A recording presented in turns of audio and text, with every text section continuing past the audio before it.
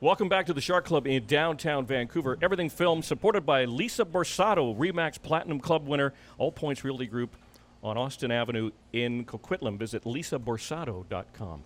Joe Leary along with Patrick Shelton, Everything Film, Season 2, Episode 4. Yeah. And we're rolling. And you know, Patrick, some of the best conversations we have don't even make it to the airwaves because we just get talking with our guests leading up to and sometimes after the segments. Mona Leung is our guest. She is a documentary filmmaker, a hairstylist by trade. But you were just telling us this really, before we talk about Beyond Vanity, you were just telling us a really bizarre story about you as a hairdresser allergic to chemicals, and you recently lost a lot of your hair because of COVID. I didn't even know that was a side effect of COVID. I didn't know that until I started losing my hair, and I was like sitting on the dinner table, and about an hour later after dinner, I looked around, and it's like this puddle of hair and all over my shirt, and I was just like, what is happening? So I was very, very concerned. Oh, that must have been scary. Being a woman, losing my hair is very concerning, but being a hairdresser is quite ironic. And honestly, talk about Beyond Vanity, that's the name of the film. I'm just thinking, how can I go beyond vanity? It's not about the looks, right? But for our radio, but I got to interrupt because I just want our radio listeners and our podcast listeners to know that we're sitting with a nice-looking lady here with a lot of hair. So, just want to get that clear, right? Well, she has right now. Okay, this is before what was happening. So you got to remember with the radio, they have their own vision of when you talk about hair loss. So I'm just saying, so they know. Wow, well, that's why I styled my hair like this. Because, I know, it looks great. Great. That's all we need to know. So you've lost a significant amount of your hair due to COVID. But we're not here to talk about COVID, I should mention. But as a hairstylist, and as you know, this doesn't come naturally. This is the work of Bailey Murphy of Avant-Garde Salon. But there's a lot of time and effort and products that go into making hair. How do you, if you are allergic to stuff, doesn't that sort of handicap you to some extent as a hairdresser? Yes, and that is why I'm finding holistic products all over the world. Like, I want to find a way, and I want to, create demand for, natural and holistic products and holistic methods because, we are a multi-billion-dollar industry, the beauty industry, the hair industry, and it's like if we can fly to Mars and, everywhere else, we should be able to have some natural stuff, right? Makes sense. And, I love what I do. This is my 30th year in doing hair, and I want to do hair for the rest of my life. But, it is really killing me. So that is why I went around the world, to find cool, holistic hairdressers that are just doing some cool things. Do you know that it's one of the most sustainable businesses in the business model world, like just having a hair salon? I was very surprised at that. Like, if you go to any major, like you go to Yaletown, you go anywhere, there's 4 or 5 salons because they're viable businesses that work. They work for the people, and it's a great small business. But it is interesting that, other stores aren't popping up. Sure. There's a hair salon showing up. Well, I guess if you're blessed with hair, you got to either cut it or style it. Do something with it, right, Bailey? Well, Well, that's a good lead into Beyond Vanity because, Well, I'll tell you why we survive is because, we're not just here to do people's hair.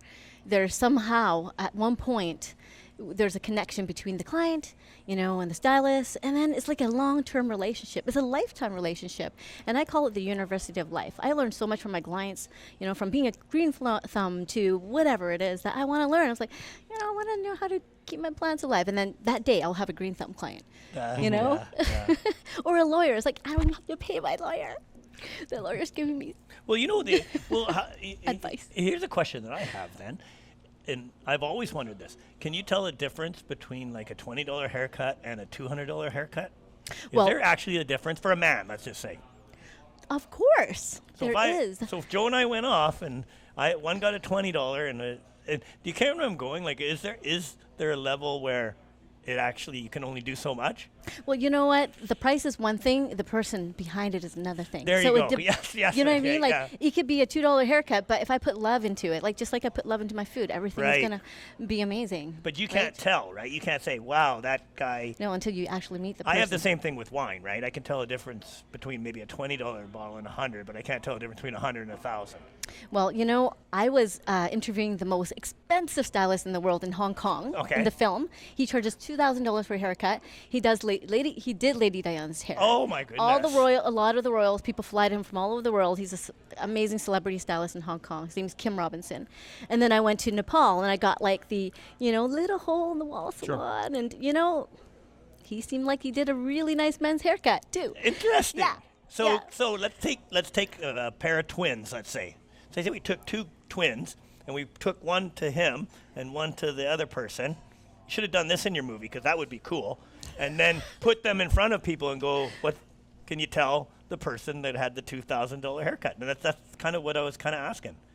Yeah, I think it really depends on the stylist, and I think it's all about like being passionate at what we do. Yeah. You know? Well, I'll tell you something. I ain't paying $2,000 for a haircut. Beyond money. But okay, so well, your hair is nice, by the way. thank you. The colors mean something. I Okay. don't know when you chose it if you knew what it meant. well, I work in close consultation with Bailey Murphy, and we discuss my hair. And that's important because, again, if a person comes in for a style, are you yes, sir, no, sir, yes, ma'am, no, ma'am, or are you going, I don't think that's going to work on you. I think maybe we should go this direction. Do you ever do that? Is it a collaborative process? Well, the consultation sometimes takes about half an hour. And so I do hair ceremonies. I used to own 2 salons. And so the way I do it now is it's in a ceremonial style because you're special. Hair is special. It's sacred. And anything that's ritualistic is, we do it, every, 2 months, every month, whatever. And a ritual that's special is a ceremony. So your love of that and having 2 salons and everything led you into, and we are a film show, so it led you into your film, and maybe you could talk about that, your distributors, and take us how you it's got called into that. it's called Beyond Vanity. So Yeah. let's what was the origin of this? What Yeah. inspired you to seek the attention and of the stylists and the world of hair around the world for your film? Okay, well, what we do is very special. And my little cousin, that's my sister, she passed away one day, and I was just out, getting, grieving, and I was in Mount Shasta. I was walking this labyrinth, and I don't know if you know what a labyrinth is, like a metaphor maze? for. A Yeah, maze? it's not a maze, it's a labyrinth. So you start at the same place, and you end at the same place, and then you go to midlife, and Okay. you kind of contemplate on your life. And so I'm contemplating, like, life is so special, and what am I going to do for the rest of my life? And so I just thought to myself, I know it's something massive, but I don't know what it is. And so when I asked, I'm like, whoever that's watching over me, guiding me, just tell me in a message that I can hear and know what to do. And believe it or not, my cousin had just passed away 3 months prior, and we're like twins. And she told me to put my dreams into action. Yeah. And then at that point, that second, I just knew I was to make a film. And then 2 seconds later, I'm like, holy crap, I'm a hairdresser. I don't know how to make a film. I'm no filmmaker. And so 2 seconds later, this, almost like this atmosphere just kind of dropped down. And I was just like, I trust. I'm just here to do what I'm here to do. And I love what I do. And I feel like hairdressers are doing something so amazing, so healing, so transformational. People are walking out of the salon on clouds, and we are doing amazing things. And I think hairdressers have been underestimated, undervalued, and I feel like we just need to take our stance and say we are doing something amazing. And so going around the world finding hairdressers that are doing amazing things. Some hairdressers are cutting hair in the labyrinth. I met the hair shaman in United States, and he's got a line of products, and he's just also a celebrity stylist. He did Jackie Onassis Kennedy's hair, and he's like, she has brain cancer.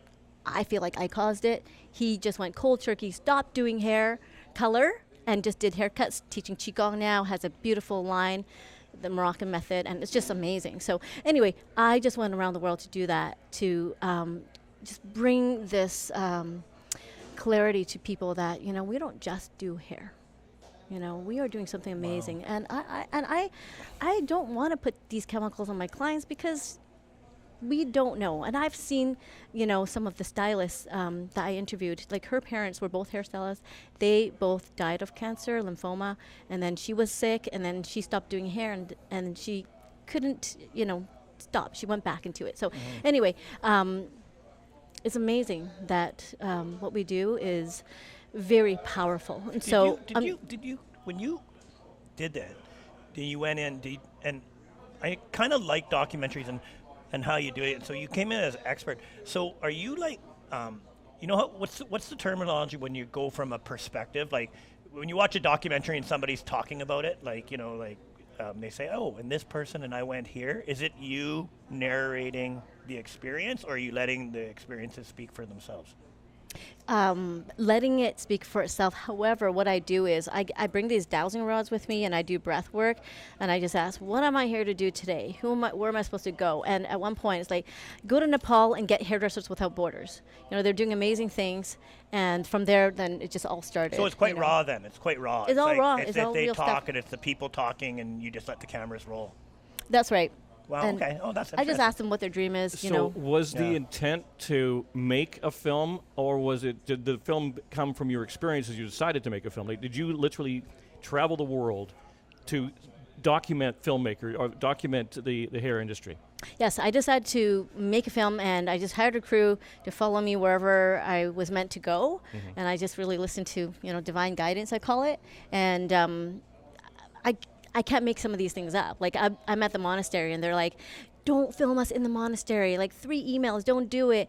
And I go to the nunnery, I interview a nun, and after that, she's like, I'd like for you to come and come to our event tonight. And it happens once every 8 years. And they're having this debate session. And 7 nunneries from all over the world that come. And they invited me and the crew. And so we got, like, you can't even pay for this. You can't make this stuff up, right? And so wherever I went, I just felt like it was kind of meant to be. And so, you know, with my 3 distributors, when they watch it, they're like, I really like it. I believe in what you're doing. And here I am, like, I've never made a film. And it's so exciting because you just don't know, you know? I know that it's got a local screening coming up the end of this month, I believe. Next week, actually. Next week, okay. But it's been screened at festivals. What's been the reaction? Well, I got selected. Feel free to brag. Go ahead. Go ahead. Is the International LA Festival for women. So, and then the Toronto International Women's Festival, and the Shenzhen Festival as well. That's from China. And so I just put ourselves in the Vancouver Asian Film Festival, and we're locals. Like, come on. Yeah, yeah. So if you know anyone in the Vancouver Asian Film Festival, you know, just There you put go. in a good word Are you for me, listening, please. Vancouver Asian Film Festival? Are you listening? How long a piece is it? It's a 66-minute doc. Okay. Yeah. And does it That's have considerable. peaks and valleys? Is it an emotional journey? I mean, what am I expecting to see in Beyond Vanity? Well, you know, just being behind the scenes was very emotional. I've just, you know, never asked to have fullness in my life anymore because I was fully frustrated, fully angry, but fully just grateful for all that happened. And so in the movie, I go around the world finding ways where I can bring back to my salon space to be more natural, holistic, you know, found like herbal colors that I can at least use and, you know, share with my clients. You know, I then had to find myself through this journey, and my shamanic teacher of 7 years had guided me through this whole And journey. it sounds like you really went through a transition, because when I hear you saying like you went around the world and everything, that could have been on your own dime. It and you was. kind of go like, okay, you got to have a lot of trust there that it's going to come full circle. The labyrinth, as you might say, that it's going to go, hey, I'm putting my own dime here. I'm, you know, getting airline tickets and bringing people and crew and this. So, you know, maybe you could elaborate on that and tell us a little bit about that experience and how you know, did you ever get into a panic mode, or did you just keep it cool? Well, thanks for asking. At first, I was told that the documentary would probably cost about $150,000. Right. And my sister's like, "Why don't you just sell your place?" And so I had this savings for my children. I have 3 kids, and I'm like, okay, well, that makes sense. And so I'm going to live for a while. My kids are young. So anyway, so I did, and started investing in all the things I need to do. And then by the time I was like maybe almost halfway through, they're like, oh, we need more. And so I had to sell another real estate of mine. And so then I still didn't have enough. And so I didn't actually panic, because I really trusted that if I'm not to make this, it will happen, and I'm just going to go out and find a way. And I asked everyone I knew, and someone, I have a cousin that lives in Hong Kong. He's the god of gamblers, if you Google that, in Hong Kong. The god of gamblers. Yeah, okay. and he says, I'm not going to give it to you, but if anyone believes in you, I'm going to double that. And so he did. And so at one point, I did have a fundraiser. I had a screening, a pre-screening for my trailer, and I had some believers there. So I was very grateful. And honestly, some of them don't believe in me, but they just feel sorry for me probably. But nevertheless, I raised some money. What are the biggest takeaways that somebody will get from watching Beyond Vanity? I think one of the biggest takeaways is that, hairdressers are powerful. We do some really amazing things, and that, we are beautiful inside. And this is what I see in people. Like, all of that is the outside. And first thing I do is I go right into the heart. I go right into the soul and just kind of like align who you are from the outside in. Well, what I'm hearing here, and I don't know about you, Joe, but this is really inspiring to me. It is, absolutely. Very, because a lot of people think about taking risk, but you're actually doing it, and a lot of our listeners and stuff are people starting out, maybe people that are contemplating doing a movie, and the message I'm getting from you is there is no guarantees, but yet if you feel like you're supposed to be doing it, then you got to do it in this life, right? And I mean, not to be all well, you followed the journey. You follow your passions. Yeah. I mean, that's the key. And I love it when I meet people that do that. You, Mona, you still cut hair. Or I is do. Is that sounds kind of crude? You cut hair. You're a stylist. I am the Conscious Hairdresser. The Conscious Hair. Is that how do people find you? Yeah, theconscioushairdresser.com. Theconscioushairdresser.com. And the film is called Beyond Vanity. Is the screening open to the public, or is this? It's not open. It's a private screening Okay. because I don't want to Yeah. lose my premiere status yet. Okay. I'm going to save it for a film festival, maybe the Vancouver Asian one. Come on, Vancouver Asian Film Festival. You want to get this thing in there, Beyond Vanity. And how can people find out more about Beyond Vanity? Is there a website for it? We do have Beyond Vanity Film, Instagram and Facebook, the Conscious Hairdresser Instagram and Facebook as well. That's an inspiring piece of work. I'm looking forward to seeing it. It's called Beyond Vanity. Do you have a trailer or anything that we can access? Yes, yeah. Why don't we, well, let's put that on. To me, vanity is never content, not being okay with just what is.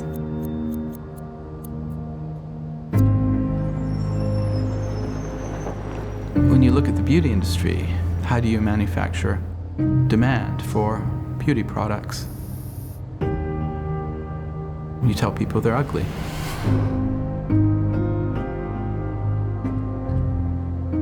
My name is Mona. I love what I do, and I want to be a hairdresser for the rest of my life. But it comes at a cost.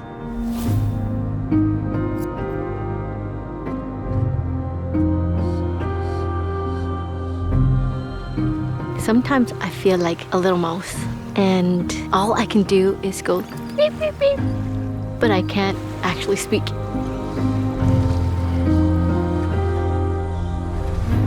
I want to have a voice. I want to make a difference. But how?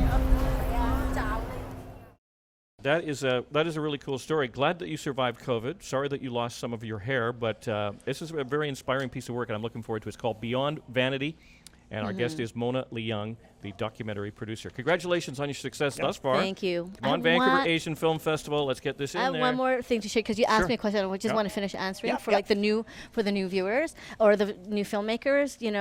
Sometimes you just gotta just really listen to what it is that your passions are.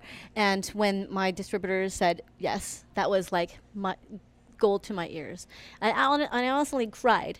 And so I just want to thank Film Option, from Montreal. I want to thank Lightning from Hong Kong, and I want to thank And Now Global from here, Vancouver, for supporting me and believing in me, and of course my mentor, Lynn Booth. And you also want to thank the God of Gamblers, who Yes, I'm going to Google that Elton right saying, when I love you. when I get Thank off you. set. Mona Leung, ladies and gentlemen, from the Shark Club in downtown Vancouver. Thank you for joining us. Thank you. Cheers.